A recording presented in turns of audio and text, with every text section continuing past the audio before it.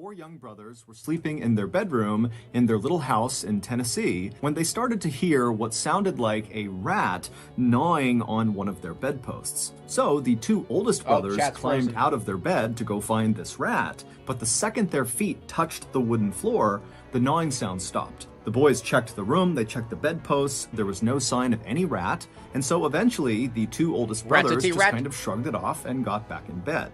But when they closed their eyes again, the gnawing sound filled the chat is frozen? Shut up. room again, except this time it was louder and more frantic. That was was it not good enough? I did the thing. But, it is I, Bane. It was all, how was it? There was a good one. 0 out of 10, 4 out of, come on. I even had a prop. I literally brought a prop. I didn't bring it. I found a prop. I just spoke it. That's not just, it was, no one cared who I was till I put on the mask. I was being Dream, the YouTuber. It's like a collaboration. It's like you mix Bane with the in the mask, and there's a mask song. That's what the mask is. Okay, I think it's goated on the sauce for real. Y'all just all right. I was hitting it sexy style. I was goated on the sauce, and you don't give a shit. Little did they know, these sounds were just the beginning of a multi-year-long nightmare that they and the rest of their family would have to endure. Their terrifying story is known as the Bell Witch haunting, and it is considered to be one of the most frightening documented hauntings of all time. And today, I'm going to share their story with you. But before we get into the Bell Witch haunting, if you're a fan of the strange, dark, and mysterious delivered in story format, then you've come to the right place because that's all we do. And it's not good enough. All right, give me a line. Give me a line right now. Someone in chat, give me a line. I'll say it in the thing, and it'll be my new intro. Go. Go. Sloth, thank you for the 5. I'm goated on your sauce. All right. All right. Thank you for the 5, Sloth. Oh, that's the place I told you about? My grandpa's truck? Breeze. Oh, really? Is this the one? Bazinga. No, that wasn't. Bazinga. Bazinga. Bazinga, Batman. Bazinga, Batman.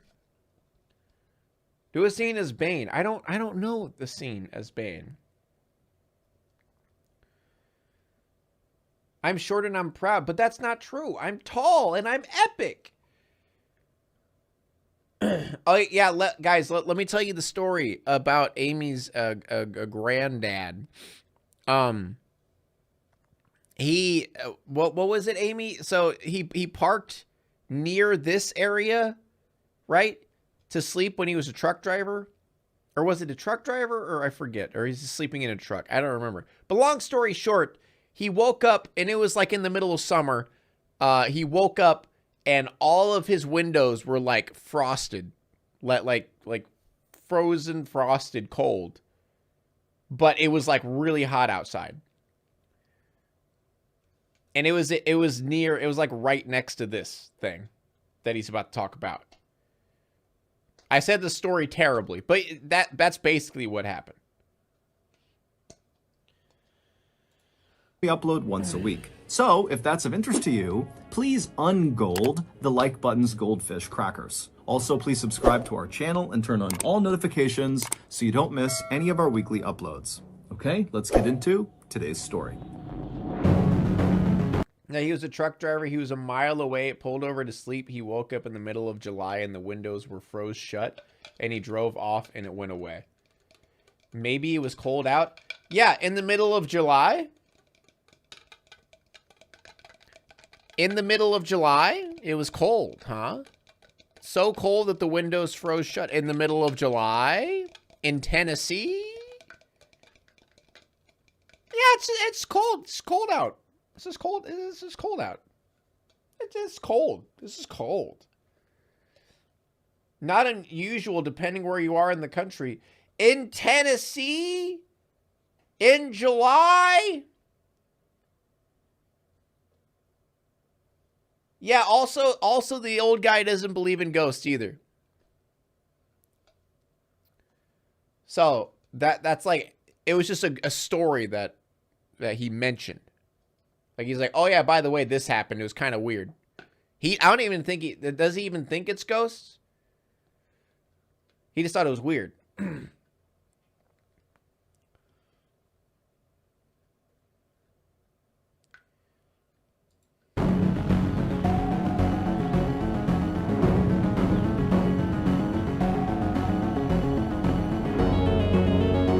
Moist air on cool window surface. Dude, I'm just gonna move on. All right.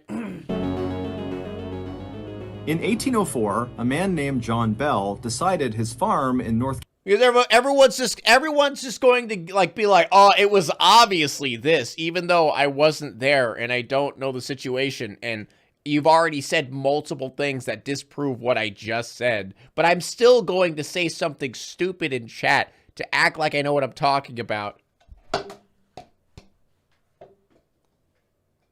We're 1 minute into the video and I've had it. Carolina Beta was just males too in chat, small dude. for his growing family. So he, along with his wife Lucy and their 6 kids, packed all their belongings onto wagons and then traveled more than 600 miles west to this 1,000-acre patch along the Red River in northern Tennessee. The area they settled was known as Robertson County, and at the time it was very rural and basically nobody lived there. And so the Bell family, when they arrived in Robertson County, fully expected to have to work with the few families that were there to build up the settlement. Basically, they wanted to build a town from scratch. But this was the kind of work that John Bell was born for. He was raised on a farm where he had a reputation for working extremely hard and never giving up.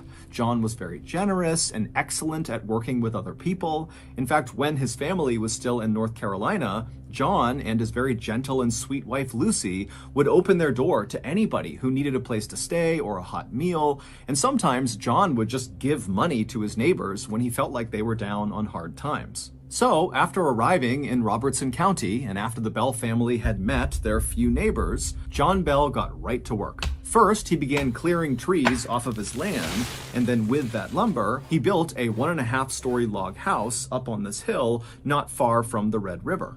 And in fact, the Red River was a very popular picnic spot and fishing spot for the few people that lived in Robertson County. And so in virtue of the Bell's house being so near the river, the Bell family was always running into their neighbors and saying hi and making friends. And so it wasn't long after John and his family had arrived and built this house that the Bell family became one of the most popular families in the area. And for many years, the Bell family lived a very happy and prosperous life in Robertson County. Most mornings, John would wake up first, and then he would rouse the children, who would then leave the house and walk through the nearby woods to go to their school, and then they'd come back before sunset, and then while the kids were at school during the day, John and his older sons would go out and work the land or help build structures around town to build the settlement up, or they would build the boats that they would use to transport the tobacco and meats they produced on their farm down south for trade. John and Lucy would have 3 more kids while in Robertson County, and before long, their oldest children began... You know what normal people do?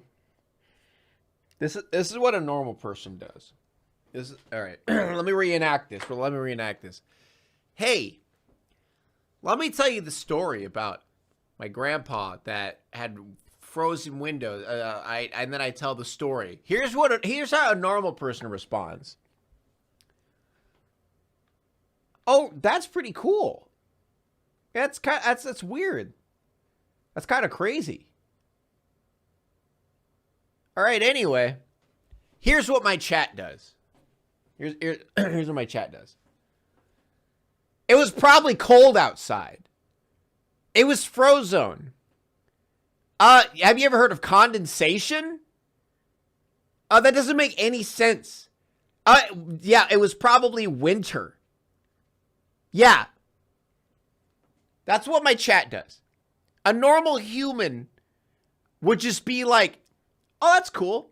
and move on with their fucking life. My chat, you guys have not stopped talking about it since we started. Shut up. God damn it. Just be normal. Be normal. Stop being weird. And getting married and starting families of their own and building their own houses nearby. But one summer day in 1817, so 13 years after the Bell family first arrived in Robertson County, John would have a very strange experience that at the time he would completely write off. But years later, they would look back and say, that's when it started. You know, this weird experience was probably just cold weather. It's just bad weather. That's what summer day in 1817, John was by himself. He was out walking through his cornfield near his house when he looked out and he saw this big dog just sitting in the middle of the cornfield. It was probably Frozone. Right, chat? It was probably Frozone. Now, that's a funny thing to say right now, isn't it? That's a funny joke to put in here. It's probably Frozone looking for a super suit. Now, there were lots of dogs around Robertson County, so it wasn't unusual to run into a dog while you were out and about. But there was something off about this dog. It almost looked misshapen, like its bones had broken many times over and reset at It's not a real angles. photo of the dog. And this dog just looked way too big to be a dog. It almost looked more like a big wolf. And this dog was staring at John in a very human way, not breaking eye contact, staring right at John. Now, John was not someone who easily spooked. But standing in this cornfield, staring at this dog who was staring right back at him, John couldn't help but feel totally unsettled and a little bit panicked. And so John, who had his rifle with him, raised it and fired in the direction of this dog. And when he did, the dog took off running. And so John, he watched as this dog galloped away from him Sloth. and disappeared into the tree line of the forest far away. And once the dog was totally out of view, John marched forward to the spot in the cornfield where this dog had been sitting. And when he got there, he was expecting to see the corn kind of pressed down from where this big animal had been sitting, but it wasn't. There was no sign that any big creature had been sitting right there. And as he looked around him, he saw there were no paw prints, no tracks on the ground, either coming to this spot or going in the direction that he watched this big dog run off. John was totally confused by this, but after sitting there kind of wondering how this could be, he just told himself, you know what, I'm overthinking this. It was just some big ugly dog and a missed shot. Ugly? This is no big deal. Whoa, ugly? That was out of nowhere. Did Ballin just add that in? What was that? Why can't it be an attractive dog? Why ugly? What about a sexy dog? Okay. So John promptly turned around and walked back to his house, forgetting all about the dog. But not long after John saw this dog in the cornfield, his family began experiencing other strange things back at their house. At night, after the Bell family had climbed into bed, they would start hearing a knocking sound on the side of their house. And as soon as they got up to go inspect it, the knocking would stop. And then they'd lay back down again and they would hear it again, except it was coming from another side of the house. It was like there was someone or something outside of their house just kind of circling around them, periodically knocking on their walls. Now, John was convinced this was not the work of some animal. This was a person, a prankster, and they were hiding out in the woods somewhere. Goddamn and so pranksters. he instructed his family not to mention the tapping sounds to anybody in town because he thought somebody in town was doing this to them and he didn't want them to know that they were onto them. He wanted these pranksters to come back and do it again so he could catch them in the act. But over the course of several weeks, the tapping continued, and every time John would lay in wait and try to run out and see who was there, there'd be no one. And there'd be no tracks anywhere around the house indicating that anyone had ever been there. And as unsettling as these knocking sounds were for the family, they were nothing compared to the things that happened next. Ad placement. My pet frog, Seagull Lung, is a huge... All right. What is it? Hey, I'm at chat. Spoiler alert, I'm going to get sponsored by HelloFresh soon. But you could use his code for now. Use his code for now until my time comes, okay? Then you worry about my sponsorship. HelloFresh.com and use code MrBallin21 for 21 free meals and free shipping. Okay, back to the story.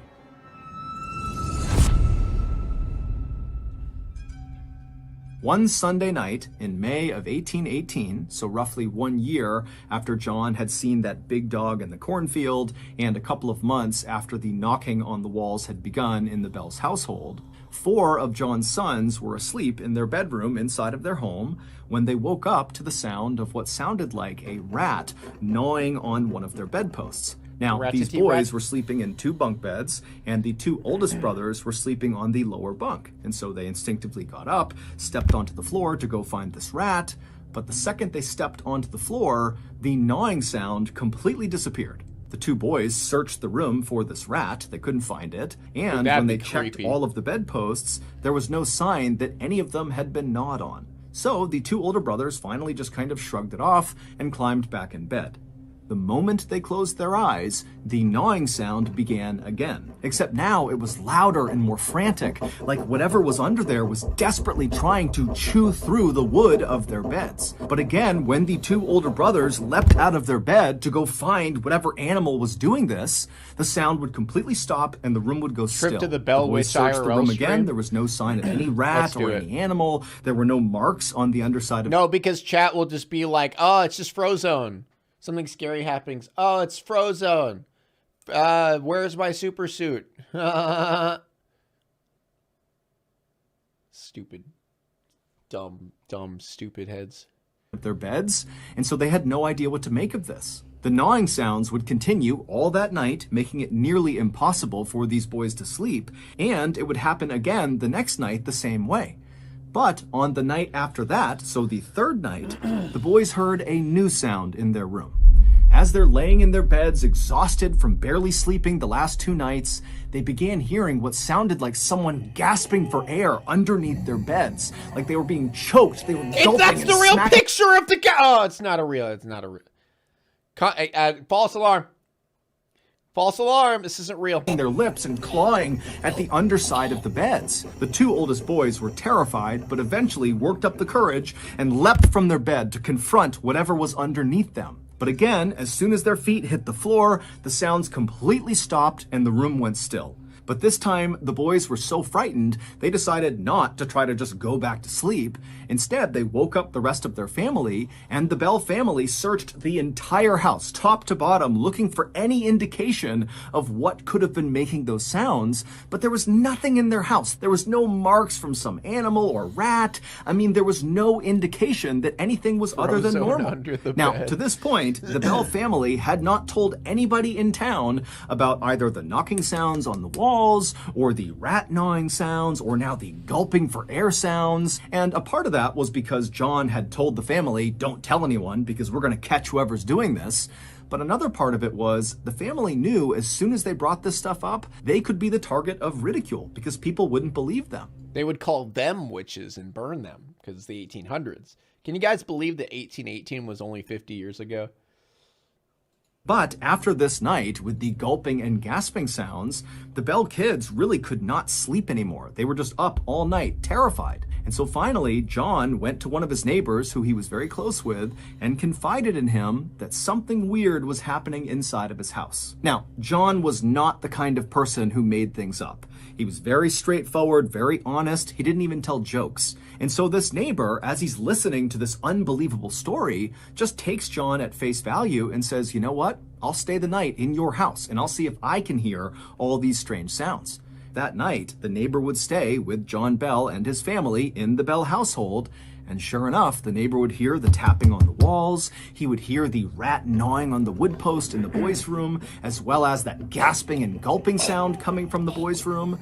And this neighbor was so terrified that he did not last the night in John's house. He left in the middle of the night to go back to his house. After this, word spread quickly around Robertson County about what was happening at the Bell household, and the way the townspeople reacted was very supportive. I mean, the Bell family had been instrumental in building up the settlement, and John and his wife Lucy were so kind and generous, and so the townspeople decided that they were going to find a way to rally around the Bell family and try to help them. So other people in town began volunteering to spend the night inside of the Bell household with the Bell family. One, because they wanted the Bell family to feel some security, having some more people around them. And two, these people were thinking that maybe just their presence inside of the Bell household would scare I would just buy one, Amy. It's a lot easier. off whoever or whatever was tormenting the Bells. But no matter who stayed inside of the Bell household, the noises persisted every single night. Townspeople came up with all sorts of explanations for what was happening to the Bell family. I wonder if one of the townspeople came up with the excuse that it was Frozone.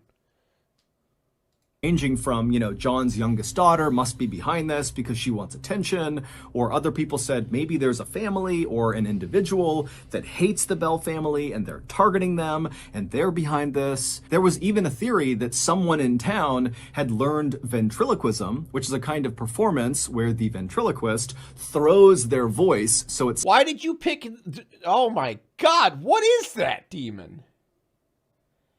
Yeah, it's really expensive, Amy.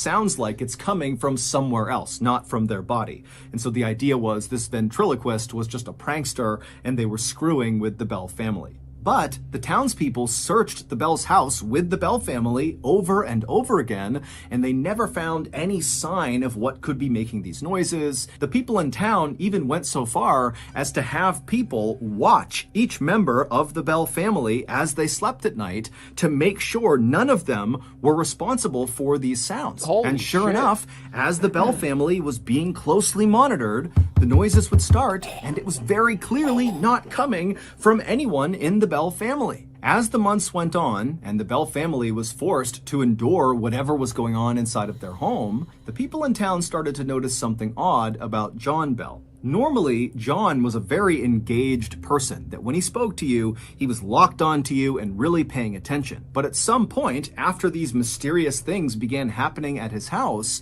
John would be talking to someone, and then suddenly his eyes would kind of gloss over and his jaw would go slack, and it would look like he was staring off into the distance. And then his face would start to twitch. And at first, these twitches were fairly minor and were centered just around his eyes. But over time, these twitches became much more dramatic, to the point where his jaw would start to kind of quiver up and down, and his eyes would begin blinking out of sync. And then when the twitching finally stopped, John, without saying a word to the person he had just been talking to, would just wander back to his house. He'd go up to his bedroom, and he would sit on his bed for hours and hours and hours, just staring at the wall, not eating, not drinking, not saying anything. The Bell family felt like they were hostages in their own home. They had no idea what was causing these things to happen or why they were happening, and they were all filled with this constant sense of dread. As for the townspeople... I don't know. Why didn't they just stay in another house, though?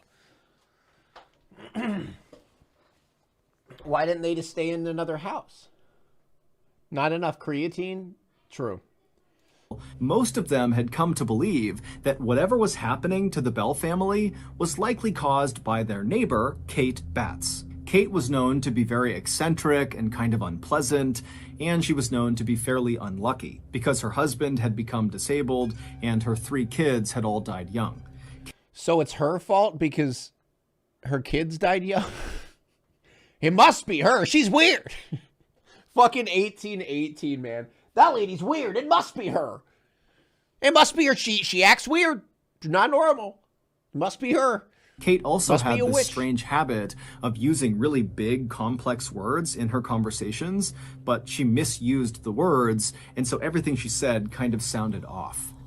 Okay, that's literally just someone trying to sound smart when they're not. That literally happens today. There's so many people I talk to today that use big words and have no idea what they mean. They just say them to act like they're smart. That's normal. People do that all the time. Anyone else ever run into someone who does that? Yeah,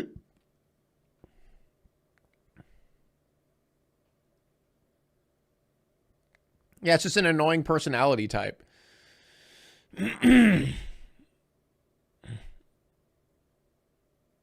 Yeah, I'm just dumb. Why did you say you're dumb? Huh?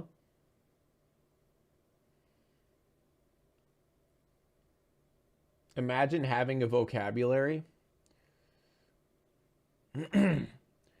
Amy, don't get bummed out. My chat, dude, they're literally just fucking with they're just fucking with you. They're fucking with me and they're fucking with you because they think it's hilarious. They're over there looking at their computer monitors, just frozen. Oh, I wonder if the windows were frozen. Typing away, their fucking hand in a bag of fucking Doritos, just chugging a fucking Mountain Dew.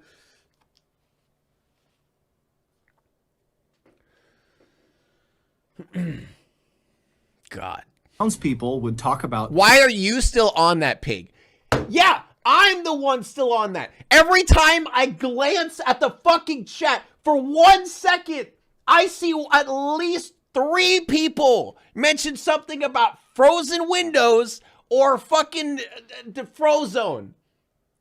Oh my, how is it how am I the one who's not moving on? You guys won't shut up about it. Oh my God. Kate Bass. And now you're fucking gaslighting me in chat. Witch, and they started referring to whatever was causing the strange phenomenon at the Bell household as just Kate. However, when Kate found out about this, she was totally offended and said she had nothing to do with whatever was happening to the Bells. By September of 1820, the terrifying happenings at the Bell household had been going on for 3 years, and somehow the Bell family had just learned to live with it. However, John Bell was not doing good. It was like the longer these strange things were happening, the more and more John seemed to become a shell of his former self. His sudden dazes and twitching fits began to happen more and more frequently, and the time he would spend afterwards sitting in his bedroom staring at the wall in silence would go on longer and longer and longer. In private, John would tell his wife, Lucy, that he believed someone or something was torturing him to death. And then one day, as John was getting sicker and sicker, one of his daughters, Esther, left the house to go gather up some eggs in the hen house, which was across the lane from where the Bell house was. And so she left the house, she crossed over the road, she began walking up towards this hen house, and as she was walking, she heard what sounded like someone moving behind her. And so she turned around and she saw there was this woman dressed all in black with her head down, walking slowly down the road she had just walked on towards her house. So she's basically walking exactly where Esther had just come from, but Esther had not seen her until just now. So she wasn't really sure how this woman had arrived on the road, but Esther wasn't worried. She looked at this woman, she didn't recognize her, but just assumed she was somebody from town, and that was it. And so Esther turned away from this woman and walked the rest of the way up to the hen house. She went inside, she got the eggs in her basket, and then when she came back outside again and she was back on that road, now facing in the direction of her house, she saw this woman in black with her head down was still trudging along slowly, now much closer to the Bell household. And so Esther, she began walking down the road, looking at this woman, trying to figure out who she was. And as she got closer and closer, she realized she recognized her as somebody from the village. This was a Puking Dog, $20, saying Joe's apartment has singing cockroaches. Also hope y'all have a nice night besides the Frozone stuff. Thank you for the $20. I appreciate it. Thank you for the 20. Neighbor of hers. And so Esther yelled out a friendly hello. But this woman in black with her head down didn't turn around, she didn't react, she just kept on slowly walking down the lane towards the Bell house. And so Esther began walking a little bit faster, getting closer and closer to this woman, and she yelled out a few more times, "Hey, hello, how are you?" But each time, this woman in black just appeared not to hear Esther. And Esther, she's looking around, and there's nobody else out. It's just her and this woman who's now about 15 feet away from her. And so Esther starts to feel really uncomfortable about this woman. And so Esther just stops on the road and stares at the back of this woman. And the second Esther stopped, this woman who was trudging along also suddenly stopped. And then she reached up with her hands, her back is still to Esther, and she took her bonnet off of, all right, this is a horror movie, of her head. A bonnet is a type of hat. And then she dropped the bonnet on the ground, and right away this woman's black matted hair kind of tumbled down over her back. And then this woman, without moving, began reaching up and stroking her hair, running her fingers through her hair as if she was trying to comb it out. And so Esther is watching this, kind of wondering what's going on here. And so Esther began walking slowly closer and closer to this woman to make sure she was okay. But with each step that Esther took towards this woman began running her hands faster and faster through her hair until it almost looked impossible. She was moving so fast. And then Esther realized with horror that she wasn't just combing her hair. This woman was grabbing clumps of her hair and pulling them out of her head. In fact, Esther could literally hear the hair being ripped from this woman's scalp.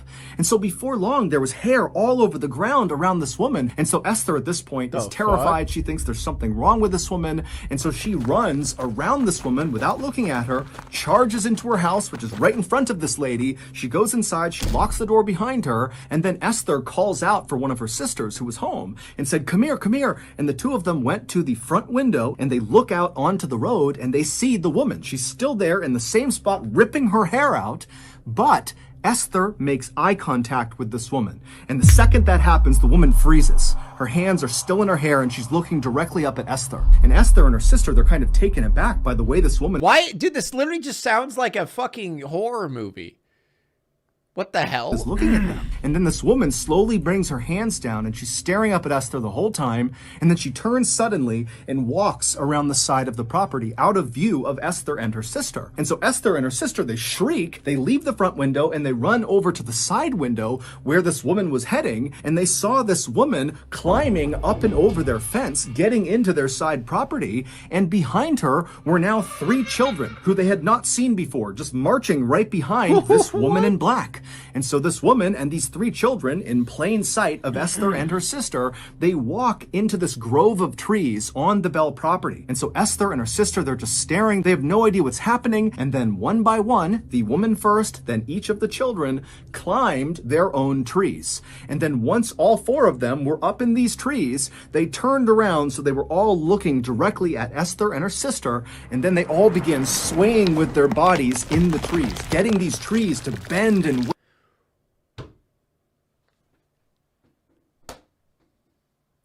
What? What's even going on anymore? wave hard left and right. And so Esther and her sister are horrified. Is he just is he pitching his horror movie script to us right now? And as they're staring, Esther's husband just happens to come through the front door. And so Esther yells for him to come over here and look out the window. Look what they're doing out there. And so Esther's husband, he runs over to the window and he looks out, but he can't see the woman or the 3 kids. He can only see trees swaying unnaturally left and right. And so Esther and her sister, they realize he's not seeing what we're seeing, what's happening. And before long, they're screaming. The husband's trying to figure out what's going on. And finally, the trio just ran from the window, went out the back door, and ran around to the side yard to go confront this woman and these children. But when they got out to the grove of trees, the woman, the kids, they were gone, and there was no tracks anywhere on the ground to indicate that anybody had been there recently. Not long after this incident, sometime in October of 1820, John Bell and one of his sons— How the hell would this be schizophrenia? So every single one of them had the exact schizophrenia at the exact time? They all were just experiencing the exact hysteria and schizo, like they all just, it's like sharing a dream. They all just had the exact same dream, basically. Everyone had the same hallucination. Sons were out for a walk on their farm. And as they walked, suddenly John stopped and threw his hands up. Shared hysteria. What? So people can just have the exact same visions and hallucinations at the exact same time? And it's the exact same? To his face as if he was protecting himself from someone trying to hit him. Okay, at this point, I feel like you guys are just throwing out random words. Sympathetic schizophrenia, synchronized schizophrenia, mass hysteria, mass hallucination, shared hysteria. I feel like you guys are just like pulling words out of your ass at this point. him. And then all of a sudden, John's face just went totally slack, and his body began to contort into these horrible, grotesque angles, and his back began to arch so far it looked like his back would break. And so John's son, he's watching this happen. He has no idea what to do, and so he just runs over and grabs his dad and tries to pull him upright. And as he does this, this horrifying shriek fills the air. John's son has no idea where it's coming from, but it's so loud it stops him in his tracks. And then as fast as all of this had happened, it all stopped. John was back to normal, laying on the ground, coming to, and the shrieking was gone. It was silent on their farm. And so John's son turns to his dad, and he sees John is crying on the ground. And he says to his son, "I don't have much time left." John's son would help him up, and then the two of them silently just walked back to the house, and John went straight to bed. A few weeks later, on the morning of December 19th, 1820, John didn't come down for breakfast, and so his family went up to his bedroom to make sure he was okay. But when they found him, he was still laying in bed, he was breathing, but no matter what they did, they couldn't wake him up. And so one of John's sons ran to the medicine cabinet. Dude, okay, listen. I just want let me explain. There's two types of people in the world.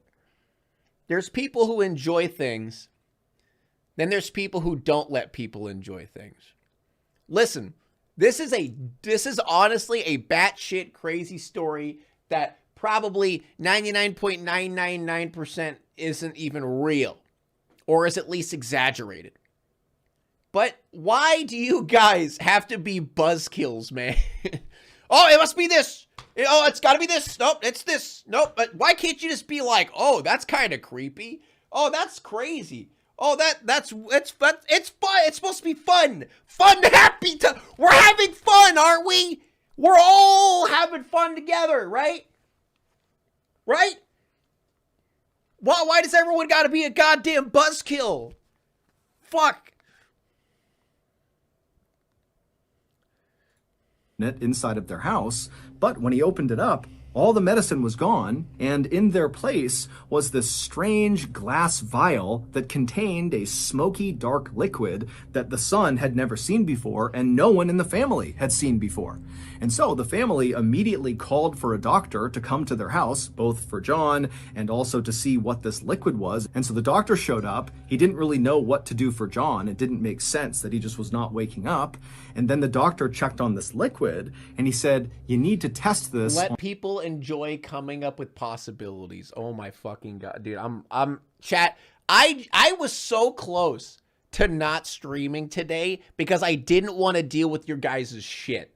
With your attitude and your fucking passive-aggressive comments, man. I didn't want to deal with it today.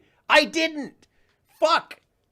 Oh, I was so close to not clicking to start streaming today because I didn't want to deal with your guys' shit. On some farm animals to make sure we know what it does. And so the family went out and found a stray cat, and they force-fed it some of this liquid, and within minutes, the cat had died.